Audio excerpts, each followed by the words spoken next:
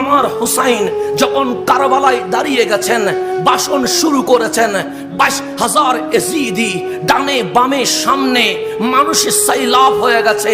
হুসাইন শুরু করলেন নানা জানের তারিফ। রসুল কারে কয়, রহমতুল্লিল আলামিন কারে কয়, মাথায় তো পাগড়ি আছে, মুখে তো দাড়ি আছে, গায়ে তো জুব্বা আছে, কিন্তু রসুলের কথায় দেখলো চোখের পানি বয়ে আসে না। রসুলের কথায় প্রেমের ঢেউতে কেউ ঢেউ দেয় না।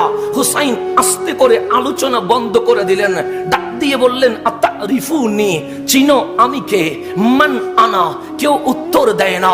হুসাইন 22,000 এজিদিকে আঙ্গুল তুলে বলেছিলেন, তোমাদের মাঝে একজন কি মুমিন নাই?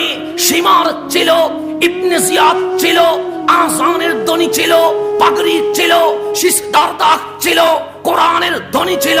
হুসাইন যখন বললেন একজন কি মুমিন নাই, উত্তর দিতে পারে নাই। হুসাইন জাতিকে জানিয়ে দিয়েছে, পাগড়ির নাম ইসলাম নয়, দাড়ির নাম ইসলাম নয়, জুব্বার নাম ইসলাম নয়, কোরআনের ধ্বনি দেওয়ার নাম ইসলাম নয়, বুকে মুস্তাফা তাকার নাম মুসলমান।